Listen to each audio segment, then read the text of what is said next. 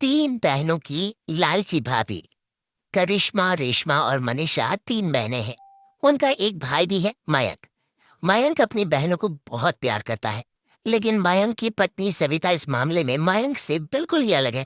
वो अपनी ननदों का जितना बुरा कर सकती है उतना बुरा करती ही रहती है और अपनी ननदों पर हुक्म भी चलाती है। करिश्मा, करिश्मा, तुमने अभी तक नाश्ता नहीं बनाया? तुम्हारे भैया को ऑफिस जाने में देर हो रही है।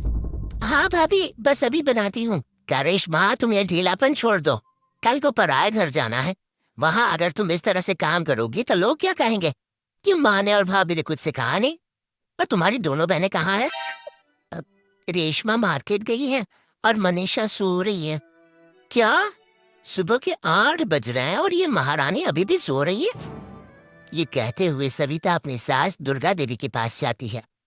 माँ जी, देख रही हो अपनी बेटियों के तौर तरीके? क्या हुआ बहू?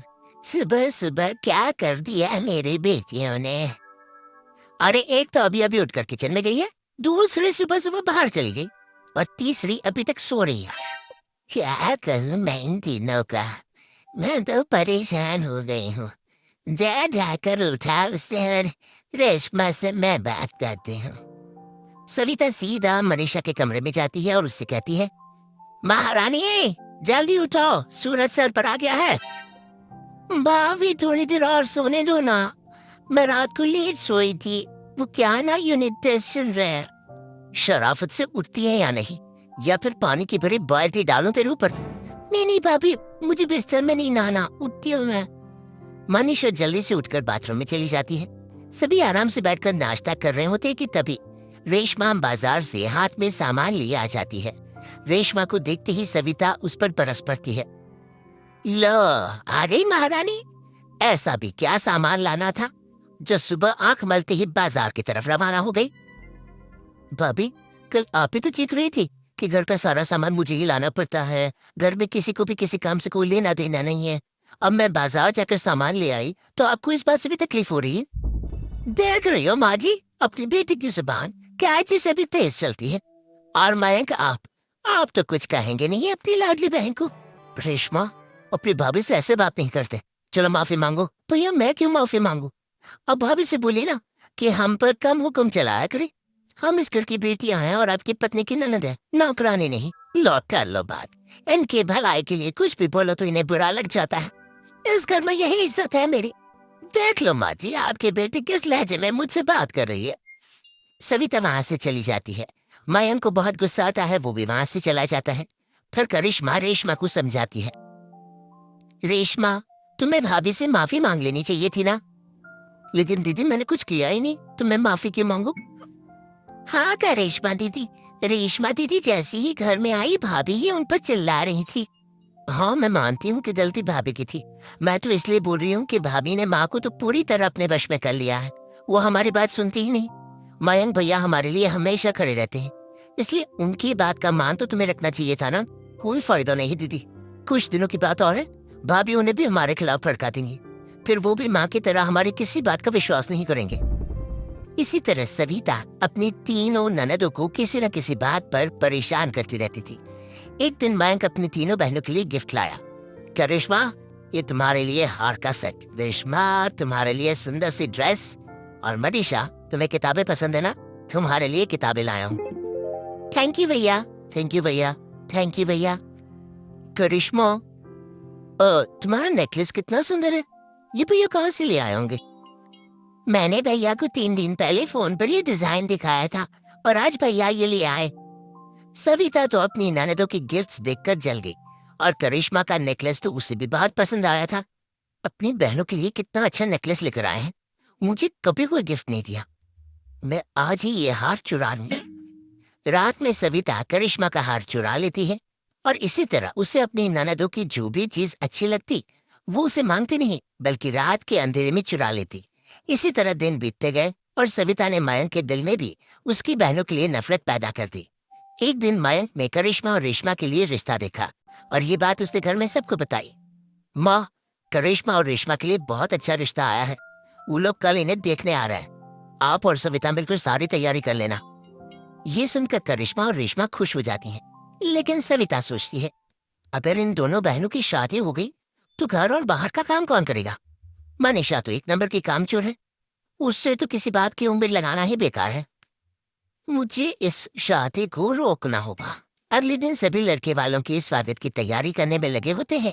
तभी मयंक अपनी बहनों से आकर कहता है, तैयार हो गए तुम दोनों?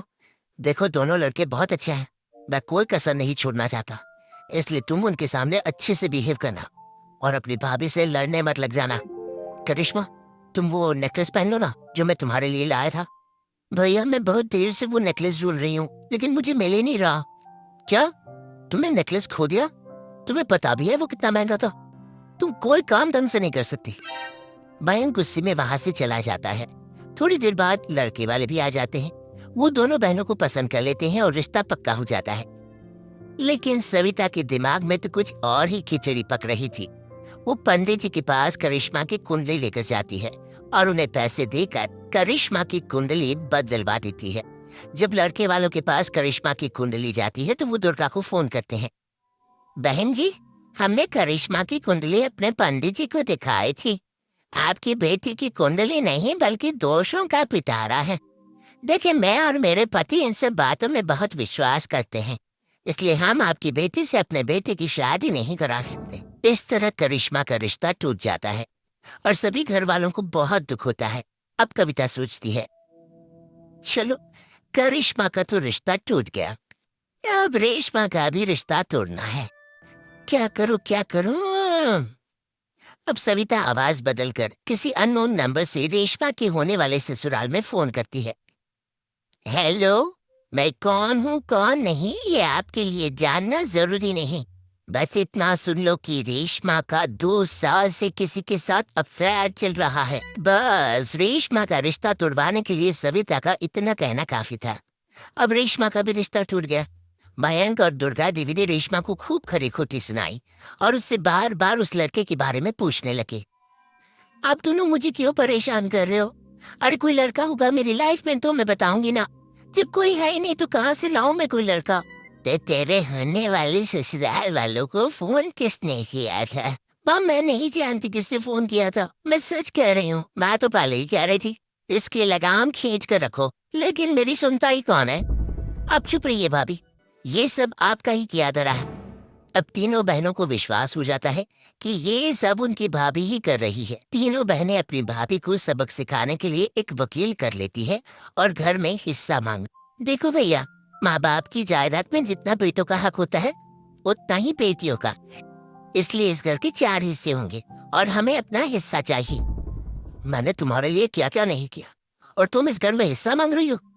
भैया आप और माँ हम बहनों की कोई बात नहीं सुनते हो और भाभी हमारी शादी नहीं होने देगी क्योंकि उन्हें लगता है कि आप हमारी शादी में ज्यादा पैसा लगाओगे और उन्हें हम जैसी फ्री की नौकरानी कहाँ मिलेगी। तो हम भाभी के साथ तो रह नहीं सकते, हम बहनों को अपना हिस्सा चाहिए। अरे तुम्हें शर्म आनी चाहिए अपने भाभी पर ऐसा इल्जाम लगाते हुए।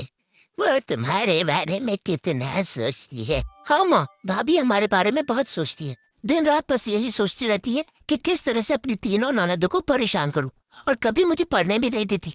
दोनों बहनों का रिश्ता भी तो इन्होंने ही तोड़वाया है और रात में हमारे कमरे में आकर हमारी चीजें भी चुराती हैं। इसी तरह सविता की तीनों ननदें अपनी बात पर अड़ी रही।